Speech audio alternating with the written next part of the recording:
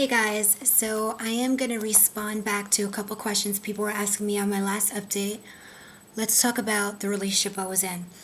The reason why I found out, how I found out he was a tranny chaser.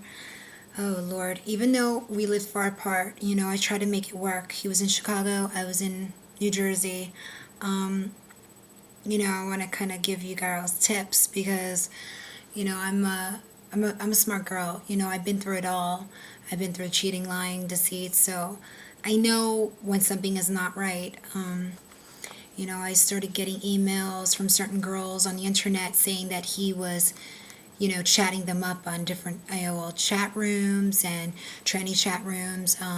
His pictures, nude pictures, were up on this site for like casual sex. I think it's some dating site. So my girlfriend told me about that, and I did a search for men in Chicago, and I found his pictures, and I was just so upset. And he admitted to it when I confronted him, and then he deleted the account. But he started talking to other girls, and it kept persisting and kept persisting. And then one time I was over his house, and I signed on to his AOL, he wanted me to fix his computer because he had some viruses. So I was like deleting some things on there, and I started, checking if he had any other screen names. He had like 5 other screen names. So I'm smart, so I saved the screen names into my account and I added them. And one day, like, I was back in New Jersey, and he was like, "Oh, I gotta get ready. I gotta get out of here. I'm going out." So I was like, "All right, cool." So he left. I had added all his screen names to my account onto my IAM, and then all of a sudden he signs off with one screen name, and then he adds another screen name, signs in. I was like, "Oh, okay. This is how you want to play. All right." So then I hit him up. I was like, "What's up?" Like 10 minutes later. And he was just like, "Hey." And I was like, "So what are you doing? I thought you had to leave." And he was just like, yeah, this is my old account. I was just checking him. I was like, yeah." It was just funny. And then he signed off that one, and then he made it like he was just checking accounts, but then he signed on to a different one. It was just hysterical. And that just showed me that he wasn't being honest with me or faithful. And there was just other little things here and there that it was just annoying. He lives with his family. He played Xbox religiously. He was a kid. So I just hope that he's happy with whatever transsexuals he meets. He loves to find the girls that come into town on a short notice, and likes to get the girls off at Eros and stuff. And yeah. But anyway, so other than that, and then people were wondering about America's Got Talent.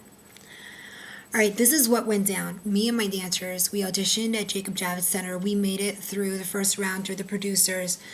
We made it onto the New York City show. Then all of a sudden, right before I go on, they tell me that my track, first they give me problems about my music. Let's just start with that. First they say that Britney Spears did not give me permission to use her music, her instrumental part, for Circus. So I had to use a karaoke version, like like one that they made for me. It sounded like Disney, but I dealt with it. So they put my backing vocal as a lead just because I was going to be dancing a lot, and to be out of breath and dance and perform, it's hard. So since I was doing more of an intense dance routine, I needed that backing vocal for my lead. So right before I go on stage, they tell me, "Oh, I'm sorry, Nicole, but you can't go on with this." And I'm like, "But you knew this. Why would you give me a CD if you knew I couldn't perform to it?" And their music producer made that CD, so she should know what the guidelines and the rules were. It was so shady. So they were like, "Oh, yeah, I know, but you can't have the lead vocal running through." I'm like, "Yeah, that's not my problem. That's your problem. So now you're going to tell me I can't perform?" I was so upset. I started crying hysterically. 5 dancers, it's 4 backup dancers, 2 girls and 2 boys. I have a girl that has a kid. I had a girl that missed $500 job to cut her work and to stay and work and to dance with me for the show. And I had friends in the audience. I had a bunch of fans that were rooting for me, and they pulled me right before I went on stage. Then I was crying hysterically, and then they said, well, Nicole, like, we could put you in a different city. Do you want to fly to a different city? I was so reluctant. I didn't really want to do it. And then I was like, you know what, fine. I don't know why I picked Washington, Tacoma, Washington, but I was like, it was the biggest mistake. Maybe if I would have did Miami, it would have been different, but I just have a feeling it was just all set up.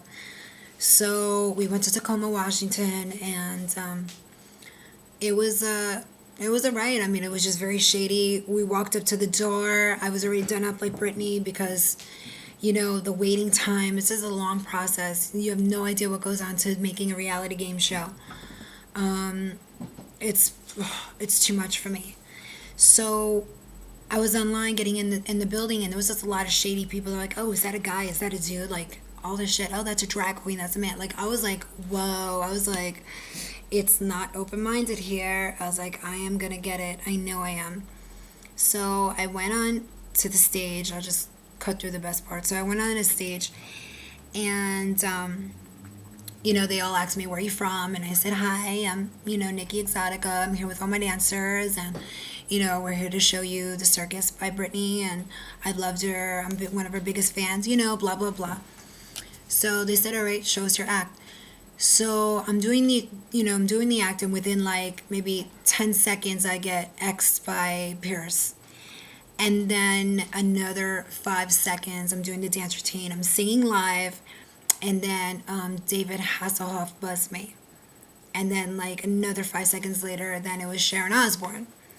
So then it was like, it wasn't really bad at all. I swear to you guys, if you would have seen it live and they would have at least showed it, that's why they didn't show it.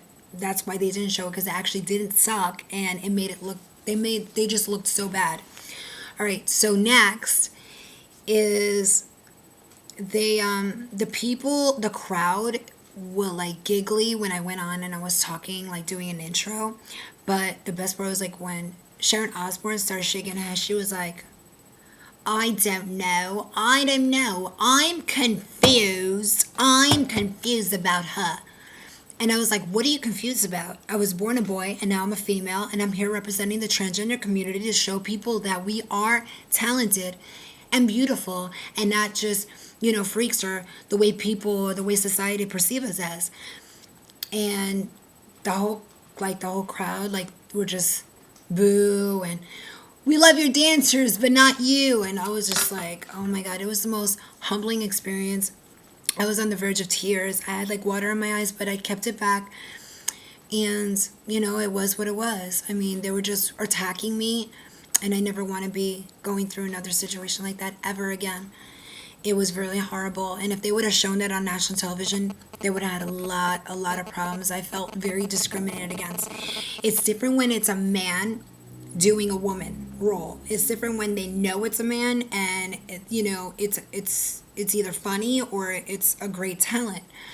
But when you're transsexual or transgender and you're beautiful and you are, you're giving so much star quality, it's too much for them. Plus that, and then they're looking for the girl next door. They're looking for the guy next door, somebody who is not, they want the underdog. They don't want that superstar person. My cat is trying to get into the picture. But anyway, yeah, so I got over it, but I don't let that get me down. It just makes me stronger, and they're going to see more of me, and I'm still going to try until I get through that door. So, I love you guys. I don't want to run this video too long, and I'm going to be setting up some more videos pretty soon. Love you guys. Bye.